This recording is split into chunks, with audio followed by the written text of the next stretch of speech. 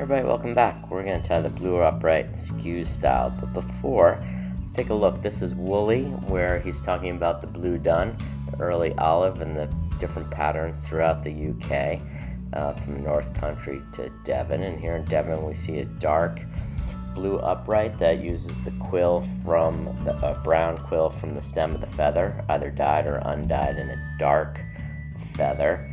And then we have, and also a tail, and then a lighter dun. And then here's Halford, and his is a winged version of the famous Devon blue upright. His sizes were from 0 to 000, so 15 to 17, so small size. This is Williams talking about the pattern and how it's associated with Dry Fly by Austin. And here's Austin's actual pattern, which is kind of close to what Williams says, but not exactly the same. We have, again, that brown quill, and but cream. The size is closer to Halford. Skues says 3 and 4, so we're going to do a size 12. 3 and 4 would be 11. Skues says purple silk, so that's more in line with what Williams thought Austin was, even though he used cream. Skues says to use a dark, very dark blue dun feather, where it's definitely dun in the center, but very dark, almost black.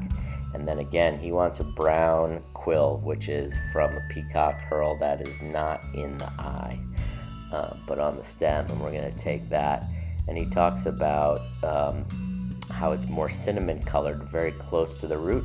And if you want to imitate the fly with the female of the fly with eggs, that you use a couple of wraps of that very cinnamon end of the root. It's super easy to take off the herl on the stem here, just rubbing between finger and thumb. You can use your nail as well. So I'm stripping to order here, just showing you how you do that, and how to remove all that fuzz. Very simple. And just to see that color difference, right here is near the root. You see how it's a lighter color, more cinnamon in color there. And then I'm going to move down towards the tip, and you see that cinnamon kind of quickly disappears as it gets thin, and it's just sort of like a dark brown with a black stripe in it. And so that's the quill. And we're going to start our thread up here near the eye. This is, again, purple silk.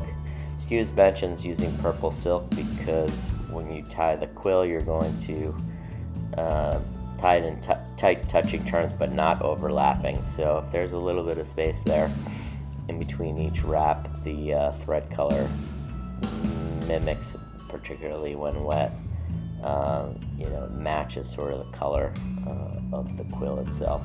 I'm not going to bother trying to do that egg sac imitation here, so I'm going to tie up where the color transition becomes more consistent.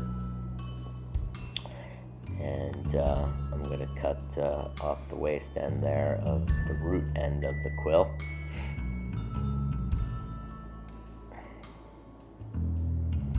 And I'm going to wrap up. It's interesting how these patterns, we don't know, all these slight little variations.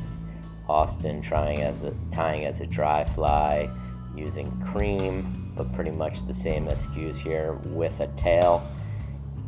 You see tail mentioned in Woolly as well, slightly different colors, but referencing a dark versus a light version. Halford referencing the pattern here. And see here, look, just to show you, sometimes it's going to break off, and it's not the end of the world. You just go back, try again. It might even happen twice, as you're about to see here. It's clear that people had different takes on the pattern, and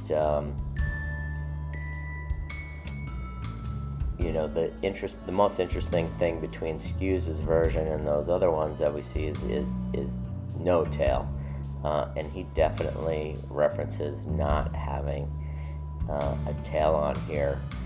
Having tied many Cutcliffe flies, they don't tend to have tails, so this seems more of an older reference to the Devon style pattern, and the other one's more updated to account for the dry fly focus that was prevalent at the time because of Halford.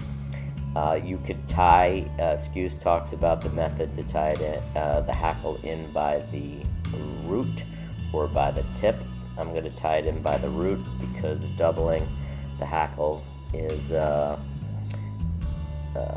much easier to do when you tie from back to front and do it on there than the opposite. I think if you tie it in by the root, you can't really double the hackle so easily. And this feather is a Limousin feather, so a really dark gunmetal dun from France, from birds raised in the Limousin area.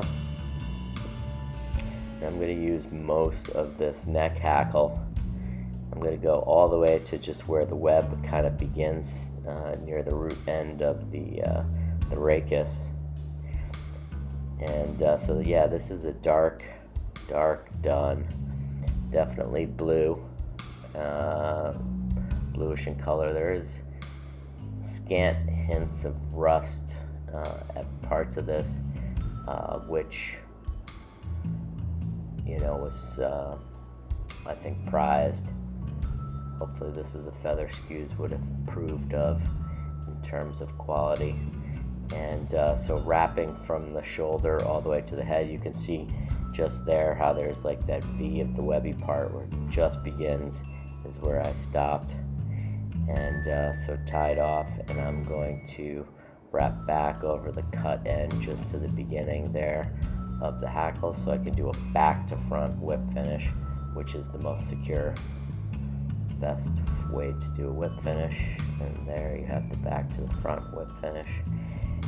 And I'll cut off the tying silk, give the fly a little fluff and a 360. And he doesn't mention needing to varnish the quill or anything.